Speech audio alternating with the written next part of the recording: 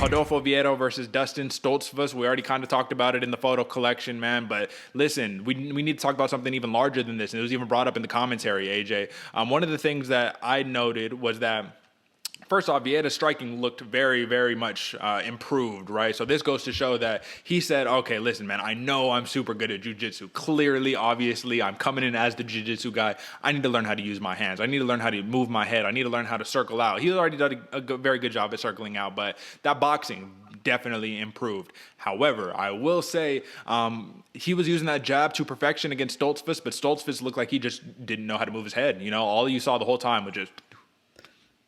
And for those listening, that's just get head snapped back time and time and time again, just with the jab. You saw how bloody Stoltzfus' face was during the fight. That was mainly just jabs all day long. Jab, jab, jab, jab, jab. So with that being said, AJ, do you think that Rodolfo Vieira, his improved striking will work on some of these fighters who are a little higher in the rankings, who have a little more experience and who know how to move their head and do all that good stuff? Do you think that it'll work more against them?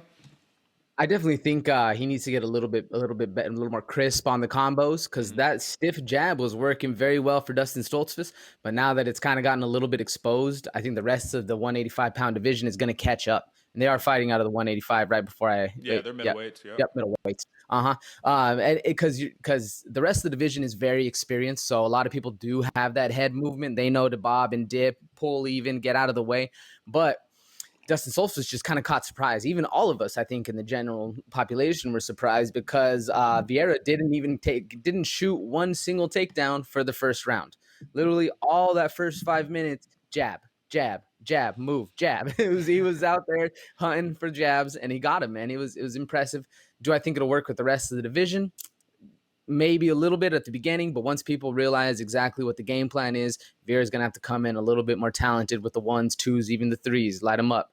What impressed me the most is exactly like I said just before, the fact that Vieira changed up his game plan completely and didn't even shoot a takedown in the first 5 minutes, but actually stayed patient. And right in the start of the second, 10 seconds in, that's when he shot the takedown. He was like, okay, I proved that I have the ones, I have the hands, I can, stay alive on my feet longer than everybody else. But then I'm going back to the game plan. I'm going back to the cookie, going back to my cookie jar, going to dip my hand in and go right to the Brazilian Jiu-Jitsu, because he looked good. The one part about the whole fight that kind of worried me a little bit, and they were talking about it on the fight, is that Vieira, he looked timid. He looked scared, and not necessarily scared of Stoltzfus, but scared of gassing himself out and losing again. Yep. And we even saw at the end when he did get the win, man, he was emotional. He was on the ground breathing, that you saw his stomach pumping breath. And once he got the dub and, they announced it, he was hanging with his team, and he started crying, because I know for a fact he was in there thinking like, I was close. I was close to gassing out. I was close to getting finished. So it was really that highlighted factor of him being like, oh my God, I did it. Yeah. Like I didn't just win, but I proved to myself that I won't gas out and get tired. So that was a cool thing to see, and very interesting to see, because if Stoltzfus would have just stayed a little bit better, he probably could have gassed Vieira out and dominated a little bit. But it is what it is. So what was your takeaways? My takeaway was basically what you said, man. What is it? Fatigue makes a coward of all men. I think that's the saying, right? And I think that Vieira was basically not implementing the grappling heavy approach, because, I mean, if you just watch regular jiu-jitsu matches, man, these dudes get tired. It's like wrestling to a degree, right? You're using all of your strength, all of that good stuff to get in these positions, and then mixing it with finesse and doing all this rolling, all that crazy stuff, right?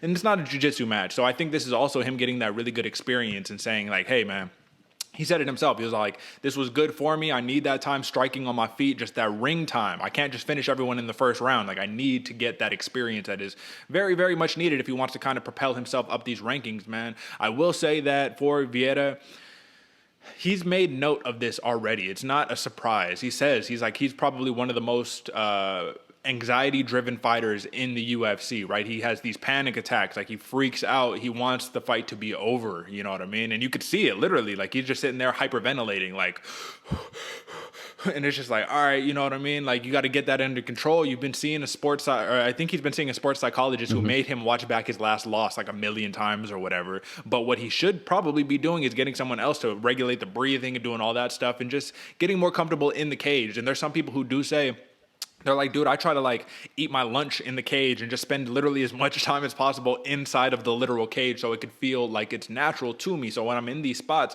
kind of like an Islam Makhachev, where he's just looking over and he's like, he got instructions from his coach and he's just like, okay, slow head nod, thumbs up, like, got it. I've been here. I live here. What are we talking about, right? So it's very impressive just to see you overcome those mental blocks right there, because sometimes that's what the fight game is. More than physical, it's just mental, man. It's getting out of your own way. And for Rodolfo Vieira, man, if he can keep this thing up, man, he's a force to be reckoned with. You just got to work on the gas tank. I personally would like to see him move up to 205. Personally, you know what I mean? And then you could really pack on a little bit more, man, and then throwing those jiu-jitsu on the big boys. Come on, man. However, you got to have that power to match. So with that being said, man, this was a very, very good win for Rodolfo Vieira. Like I said, when he puts the jiu-jitsu on, there's almost nobody who could stop him, really, except, when fatigue comes into play. So once again, Dustin Stoltzfus, man, not the performance that we necessarily wanted to see. I still got high hopes for this guy, man. I don't think that he's a scrub by any stretch of the imagination, man. Just give him a little bit of a better matchup. I'm not going to lie. I did think this was a little bit of a high matchup for Stoltzfus personally. But listen, man, you got anything else on that, or are you ready to move on? Nah, the only other thing is Vieira's got to get on that James Nestor, man. You got to get on that breathe. We talked about it before. It'll help out a lot. But no, that was just that was nothing right there. We can move on, Derek. Yeah, James Nestor, man. Holla at my boy Vieira. Send him a copy of the book. Come on, But